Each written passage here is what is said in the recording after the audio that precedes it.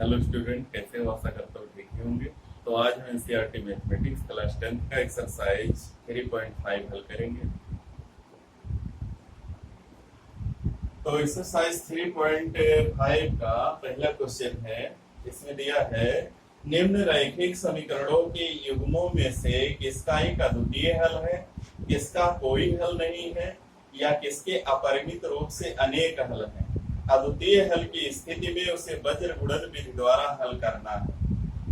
तो हमने हल की विधियां बताई थी, कब अद्वितीय होता है, कब केवल एक यानी कब अनेक हल होते हैं और कब कोई हल नहीं होता है। तो इसके लिए हम तीन शर्तें बता चुके हैं कि अगर पहले की तुलना a1x plus b1y plus c1 बराबर 0 से कर लो, दूसरी की तुलना a2x plus b2y plus c2 बराबर 0 से कर लो। फिर देखो अगर a1 बाई a2 बराबर b1 बाई b2 बराबर c1 बाई c2 आ जाए तो इसके अनेक हल होंगे, अनंत हल होंगे। अगर यहाँ a1 by a2 is equal to b1 by b2 is not equal to c1 by c2 आ जाए तो इसका कोई हल नहीं होगा। और अगर सिर्फ दो ही हो, a1 by a2 is not equal to b1 by b2 हो, तो इसका अद्वितीय हल होगा। तो यह है अद्वितीय हल की शर्त। अद्वितीय की अगर पहले नहीं इंट्रो पार्ट नहीं देखे हो तो यहाँ से अद्वितीय हल की शर्त है। और a1 बाई a2 बराबर b1 बाई b2 बराबर c1 बाई c2, इसके अनंत हल होंगे।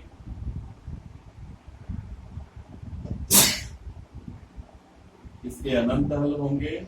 और अगर a1 by a2 is equal to b1 by b2 is not equal to c1 by c2, तो कोई हल नहीं होगा, इसका कोई हल नहीं होगा, कोई हल नहीं।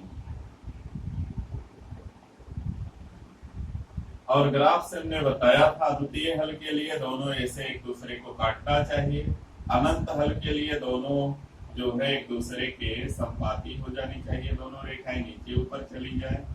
और कोई हल नहीं के लिए दोनों रेखाएं समांतर हो जानी चाहिए। तो यहाँ रेखाओं से नहीं मतलब इस शर्तों का प्रयोग करना है। अगर ये शर्त लागू होगी तो कहेंगे अद्वितीय हल है, अगर ये लागू होगी तो अनंत हल है, अगर ये वाला लागू होगा कोई हल नहीं। तो सबसे पहले हम इसको चेक करते हैं कि इसका कितना हल है, एक हल है, दो हल है, तीन, यानी अद्वितीय है या अनेक है या कोई हल नहीं, देखते हैं।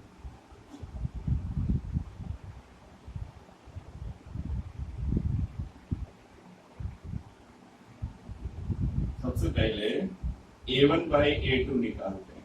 a1 बाई a2 बराबर इसका गुणांक 1 बाई 3। फिर b1 बाई b2 निकालते हैं। b1 बाई b2, b1 का मान -3 बटा -9, ये भी काटोगे 1/3। फिर निकालते हैं c1 by c2, c1 by c2 निकालेंगे हो जाएगा -3 बाई -2, -3 बाई तो हमने a1 by a2, b1 by b2, c1 by c2 निकाल लिया। a1 by a2, b1 by b2 को बराबर आए, लेकिन c1 बाई c2 उसके बराबर नहीं आएगा, दोनों का माइनस कटेगा, हो जाएगा 3/2। ये होगा 3/2।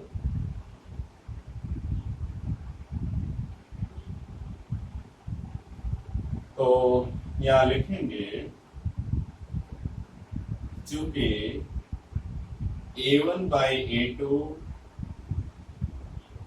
Is equal to b1 by b2 is not equal to c1 by c2,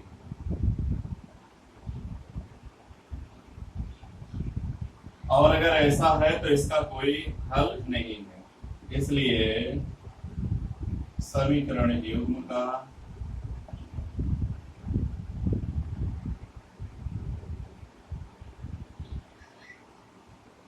कोई हल नहीं है, कोई हल नहीं है।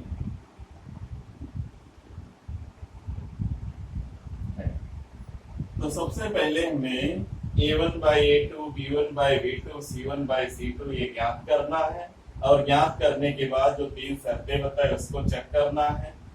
अगर पहला मिलता है a1/a2 is not equal to b1/b2 तभी हल करेंगे, अन्यथा की स्थिति में इसको हल नहीं करना है। तो ये है पहले का पहला क्वेश्चन। अब देखते हैं पहले का सेकंड क्या है। 2x plus y is equal to 5, 3x plus 2y is equal to 8.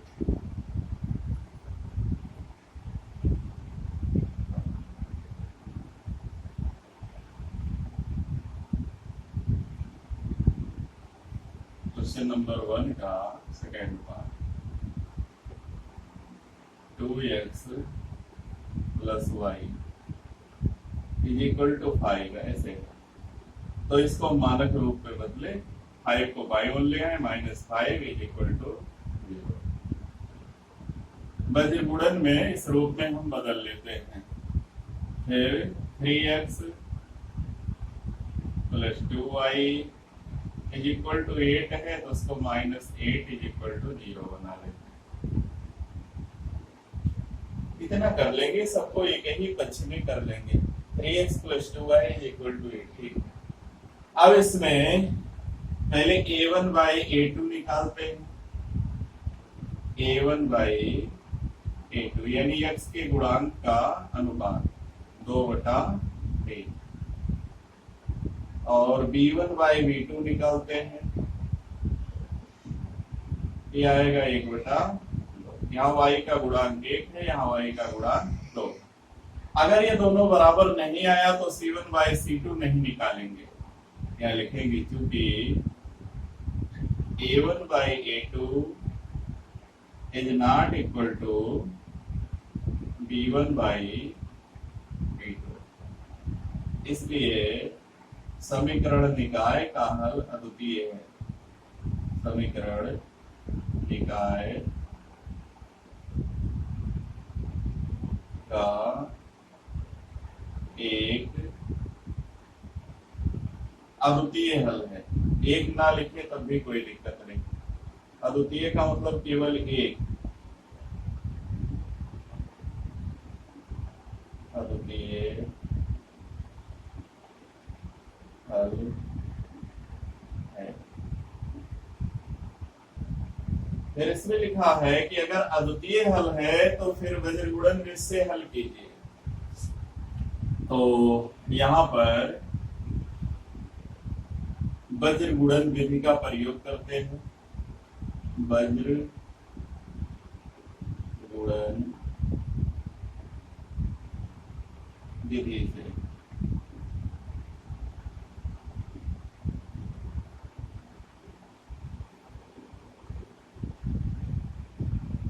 X सूत्र हमने बताया था पिछले वीडियो में, b1c2 minus b2c1 by a1b2 minus a2b1। चलो हल करेंगे, फिर y का निकालेंगे। b1 यानी y का गुणांक 1 है,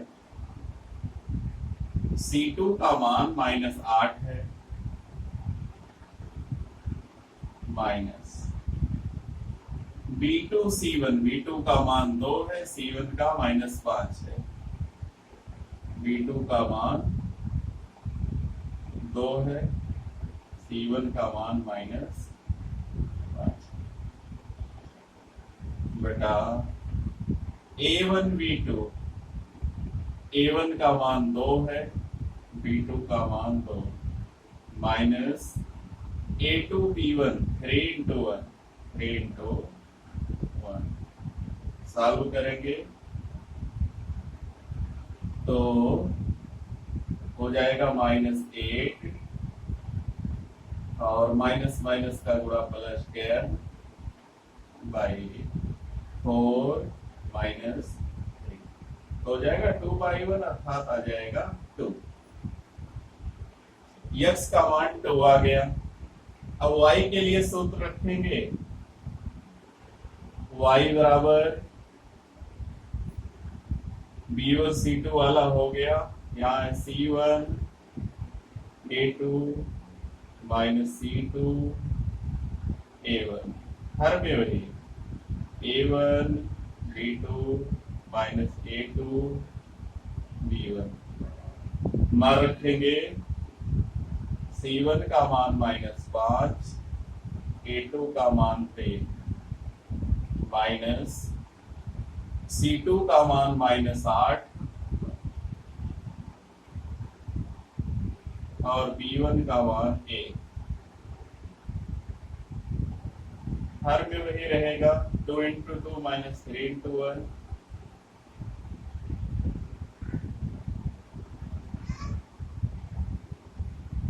तो 5 से 15 -15 प्लस 8 -15 प्लस 8 बटा 4 -1।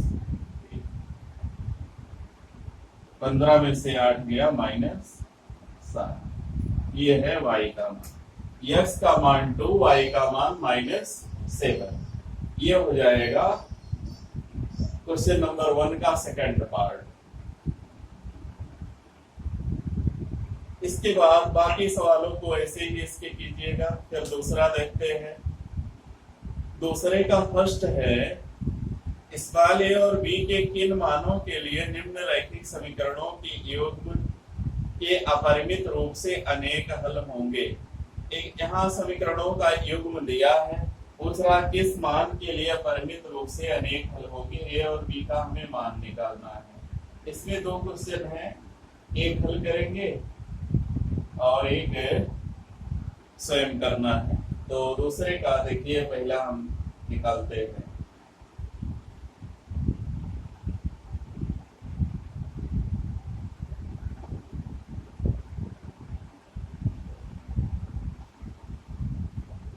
टू का फर्स्ट है 2x + 3y = 7। 2 का फर्स्ट 2x + 3y = 7 को -7 = 0 बना लो।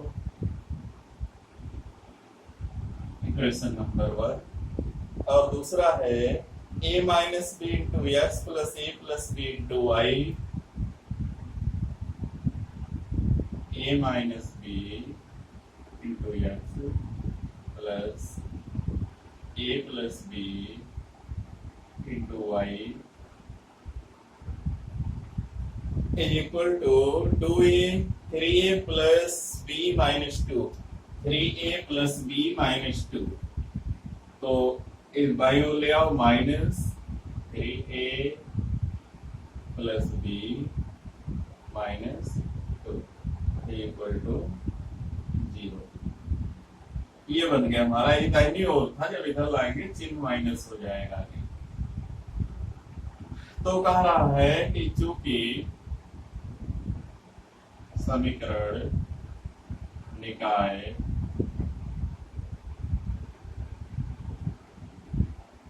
के अनेक हल हैं, के अनेक हल हैं,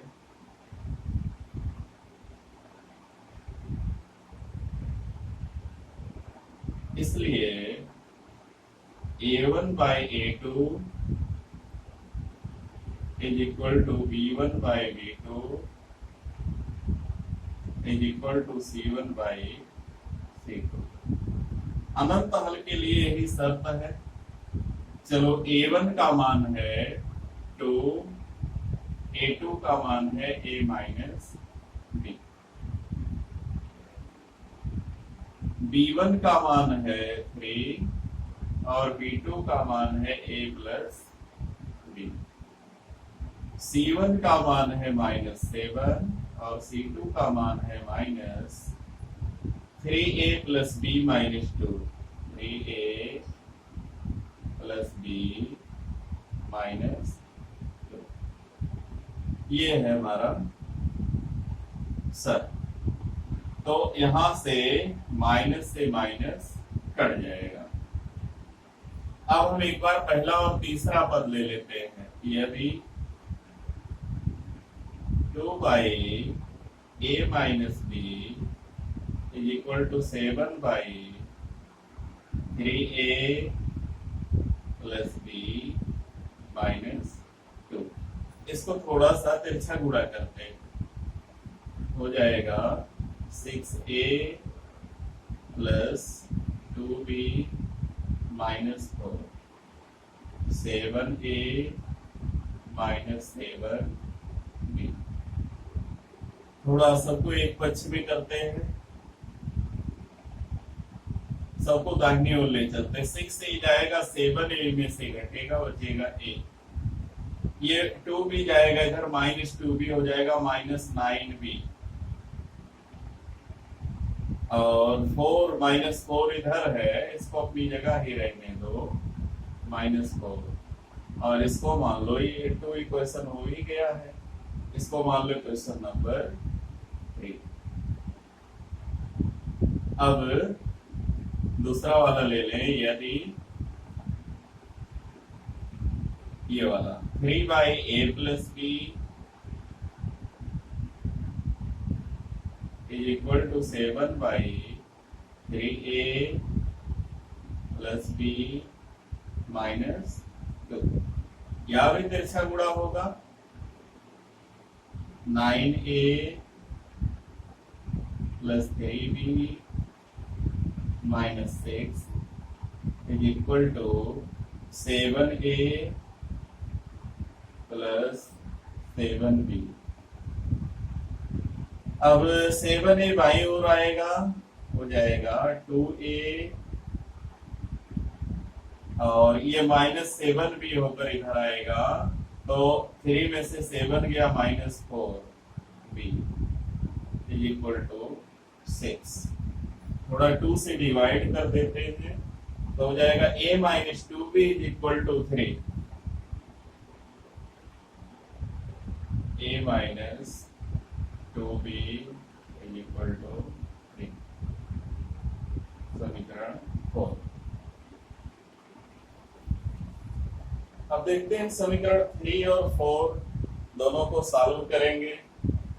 तो इक्वेशन नंबर 3 है a -9b is equal to -4, और वहां है a -2b is equal to 3। तो देखो a का गुणांक 1 है, वहां भी 1 है, दोनों का चिन्ह समान है, इसलिए घटाना पड़ेगा। समीकरण 1 में से चाहे 3 में से 4 को घटा दें, चाहे 4 में से 3 को घटा दें। समीकरण 3 माइनस समीकरण 4, पहले 3 लिख लेते हैं।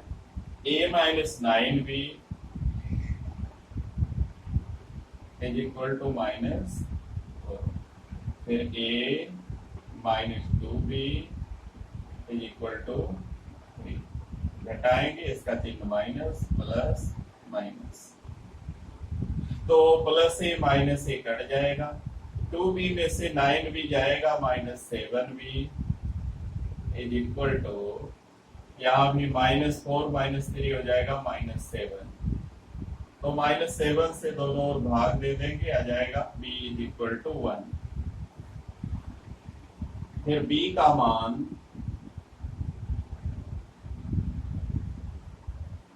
समीकरण 3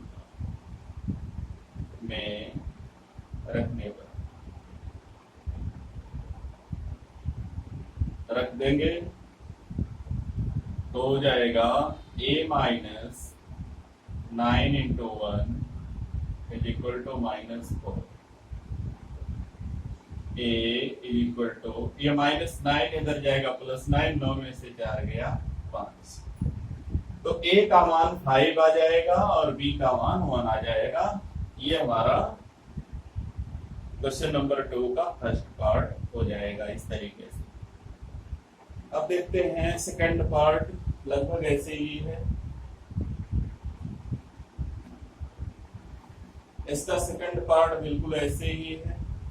फिर इसके बाद है क्वेश्चन नंबर 3, निम्न रैखिक समीकरणों के युग्म को प्रतिस्थापन एवं बज्रगुणन विधियों द्वारा हल कीजिए। किस विधि को आप अधिक उपयुक्त मानते हैं? तो आसान है, एक पहले प्रतिस्थापन विधि जिसका प्रयोग हम लोगों ने पिछले अभ्यासों में किया है, और एक वज्रगुणन विधि जिसका उपयोग अभी कुछ सवालों में शुरुआत में किया गया है। तो क्वेश्चन नंबर 2 का सेकंड पार्ट और क्वेश्चन नंबर 3 का पूरा सवाल स्वयं करना है। तो यदि हमारा वीडियो पसंद आएगा तो वीडियो को लाइक कीजिए, शेयर कीजिए और हमारे चैनल को सब्सक्राइब कीजिए। धन्यवाद।